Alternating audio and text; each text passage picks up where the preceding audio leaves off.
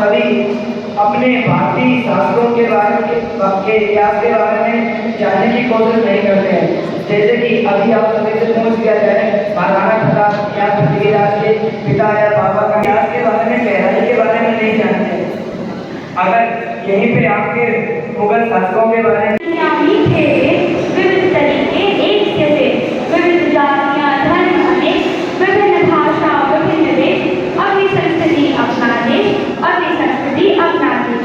यहाँ पर उपस्थित सभी विद्वानों को शुभ संध्या। गांधी सदस्य आप सभी के समक्ष आज के विषय पाश्चात्य सभ्यता का अंधानुकरण सही नहीं है के पक्ष में अपने विचारों को प्रस्तुत करने का भी जानते हैं। ऊंची से ऊंची इमारत को खड़े रहने के लिए एक मजबूत नींव की आवश्यकता। एक वाद विवाद प्रतियोगिता के लिए उपस्थित है जिसका विषय है पाश्चात्य सभ्यता का अंधानुकरण सही है या गलत।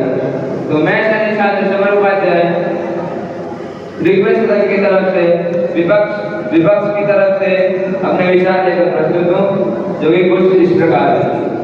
पाश्चात्य सभ्यता यानी पश्चिम देशों की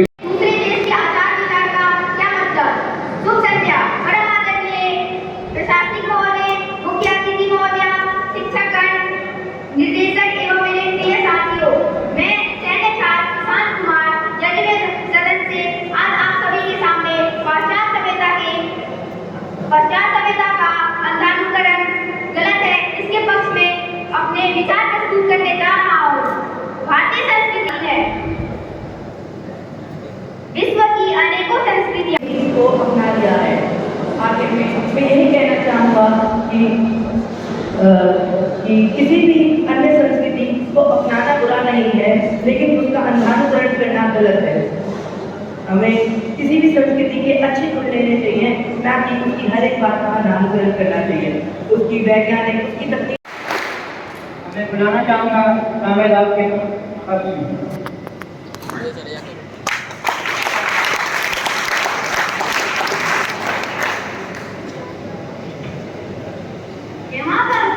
सभी को शुभ संध्या। प्रशासनिक अधिकारी, मुख्य अतिथि महोदय एवं न्यायपालिका, शिक्षागण और मेरे सभी सहपाठियों, मैं सैनिक छात्र अभिनव सांविदा हाउस से यहाँ पर पाश्चात्य संस्कृति का अंधानुकरण घातक है पर अपने विचार प्रस्तुत करने जा रहा हूँ, जो कुछ इस प्रकार है। जब पूरी दुनिया अपना बर्बर व्यतीत कर रही थी तब वेद की रचनाएं हुई। सबसे पहले हमें ये सीखना होगा कि संस्कृति होती क्या है। किसी भी इंसान का व्यवहार और उसकी कला, कौशल और उसका रहन-सहन ही उसकी संस्कृति होती है। हर एक इंसान की संस्कृति ही उसकी पहचान होती है। उन्हीं में से एक पाश्चात्य संस्कृति है। सबसे पहले फैशन, जहाँ हमारे भारत में महिलाएं धोती और लहंगा पहनती हैं, वहीं दूसरी तरफ पाश्चात्य सभ्यता में छोटे फ्रॉक और घुटनों से फटे हुए जीन्स पहने जाते हैं। रोडों पर, सड़कों पर ऐसे छोटे कपड़े पहनकर घूमना क्या सही है? नहीं, मेरे ख्याल से तो बिल्कुल गलत है। अब खाने की बात करते हैं, जहाँ हमारे भारत में रोटी, सब्जी व दाल चावल खाए जाते हैं, जो स्वास्थ्य के लिए भी अच्छे होते हैं, वहीं दूसरी तरफ पाश्चात्य सभ्यता में जल्दी पकने वाला भोजन किया जाता है, जैसे कि पिज्जा, बर्गर, चाउमीन, मोमोज, जो कि स्वास्थ्य के लिए बिल्कुल ही बेकार होते हैं, क्योंकि इनसे पेट में दर्द, उल्टी आना और गुर्दे का खराब होना आदि समस्या होती है। पाश्चात्य संस्कृति भौतिक प्रधान है, अर्थात वैज्ञानिक संस्कृति है। भौतिक प्रधान संस्कृति का अर्थ एक ऐसी संस्कृति जो यथार्थवादी दृष्टिकोण को अधिक महत्व देती हो। भौतिक प्रधान संस्कृति का अर्थ एक ऐसी संस्कृति जो देखने या ऐसी बोध से साक्षात संबंध रखती हो। हमारे भारत में जब शादी होती है तो पति पत्नी 7 जन्मों का साथ रहने के लिए वादा करते हैं, लेकिन इनके विदेश में पहले दिन शादी तो तीसरे दिन तलाक भी मिल जाता है। हमारे पाश्चात्य सभ्यता का अंधानुकरण घातक है, क्योंकि इससे हमारे हम पे भी प्रभाव पड़ता है, इसलिए हमें मजबूर कर देते हैं विदेशी संस्कृति अपनाने के लिए। धन्यवाद। Very good. शुभ संध्या आदरणीय अतिथिगण, प्रशासनिक महोदय,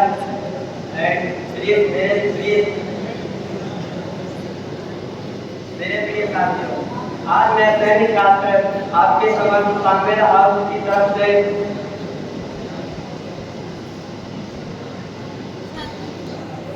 वास्तविक सभ्यता का अंधानुकरण, विपक्ष व्यवस्था के मामले में बहुत नीचा दिखाया जाता है। वहीं पश्चिमी देशों में महिलाओं को शिक्षा दी जाती है और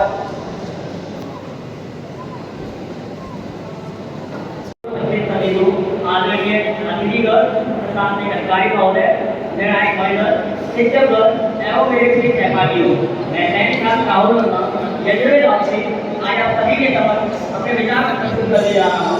इसका विषय है कि पाश्चात्य सभ्यता का अंधानुकरण घातक है ये विपक्ष में।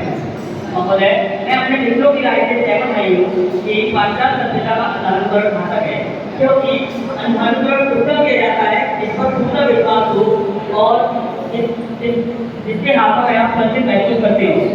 संस्कृति का अंधानुकरण की बात करने से पहले मैं बताना चाहता हूँ संस्कृति कैसे देखे हैं। जिस व्यक्ति में उपस्थित हुआ हूँ ये बताने के लिए कि पश्चिमी सभ्यता का प्रभाव कितना भारत पर पड़ा है और भारत के लिए कितना उपयोगी रहा है। सबसे पहले मैं भाषा की बात करना चाहता हूँ। हमारे देश में आज अंग्रेजी को इतनी प्रोत्साहन मिल रही है कि आज दक्षिण के राज्यों में अंग्रेजी विद्यालयों में आज अंग्रेजी भाषा को इतना पढ़ाया जा रहा है ताकि हर एक नहीं है, लेकिन हमें अन्य संस्कृतियों से भी बहुत सारी चीज़ें सीखनी चाहिए।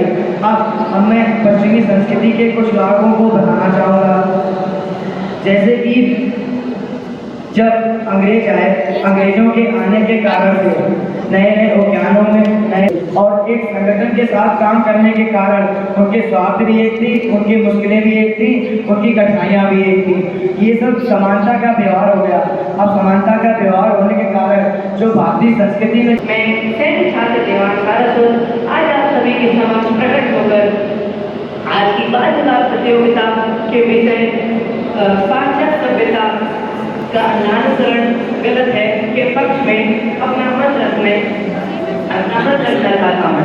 मेरे विचार कुछ इस प्रकार हैं। भारत एक विभिन्नता से बना हुआ देश है और इसकी संस्कृति उतनी ही विशाल है। भारत की विशाल संस्कृति की वजह से ही भारत इतने लंबे समय से दुनिया के प्रचलन भारत में विभिन्न तरह के नृत्य, संगीत करती है तो सभ्यता दूसरों की दास्ता से करती है। शुभ संध्या आदरणीय शासक महोदय, माननीय मुख्यमंत्री महोदय, निर्णायक मंडल और पूजनीय शिक्षकगण, विदेशकगण एवं मेरे प्रिय सहपाठीगण, सैनिक छात्र अतिथि कुमार,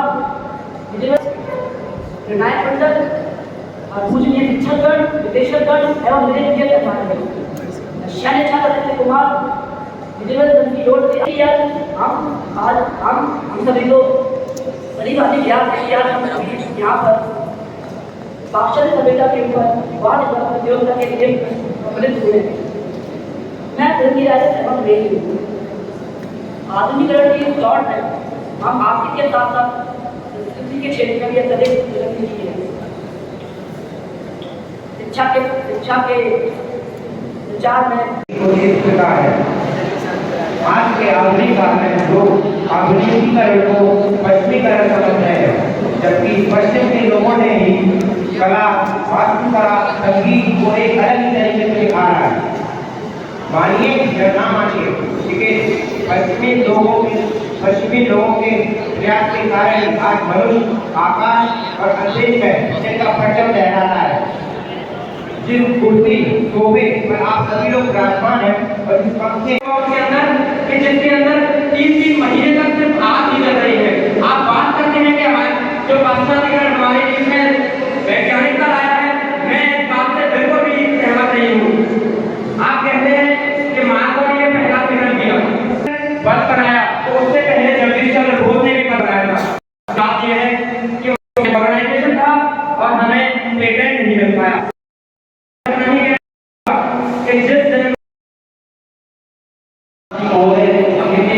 विनायक मंडल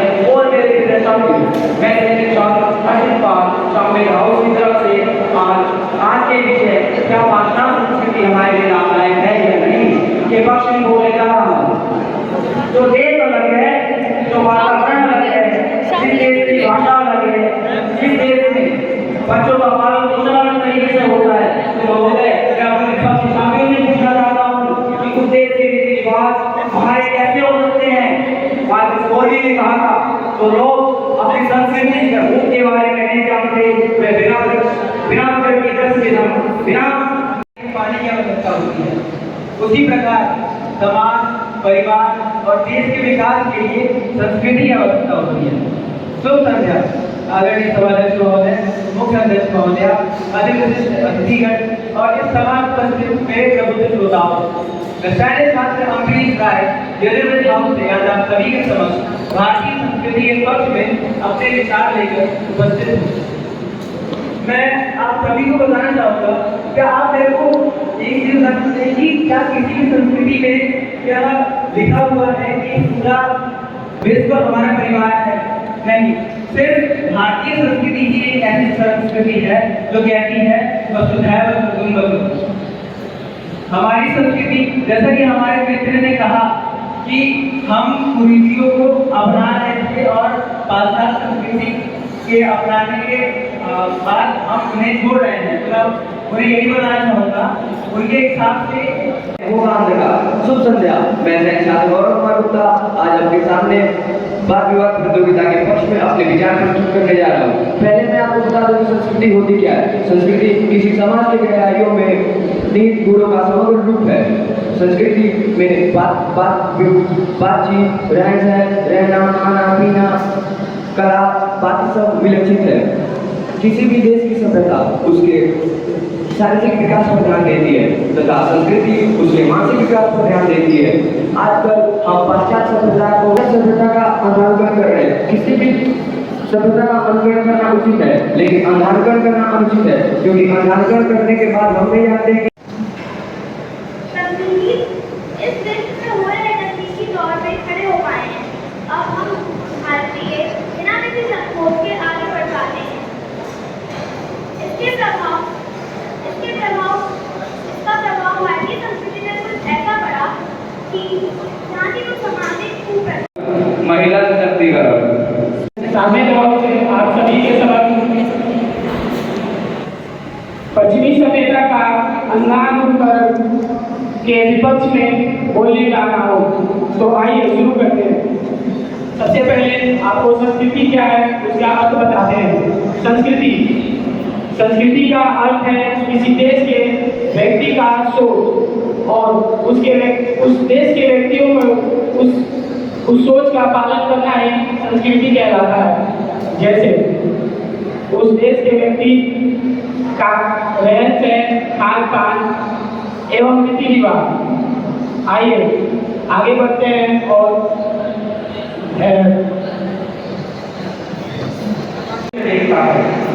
क्योंकि पाश्चात्य सभ्यता अपने भौतिकवाद के चरम सीमा पर पहुंचकर ये पहचान गई है कि जीवन में भौतिक सुख पाना एकमात्र उद्देश्य नहीं है, बल्कि अध्यात्म से मानवता एवं देवत्व के बीच में संतुलन बनाकर जैसे railway service, civil service and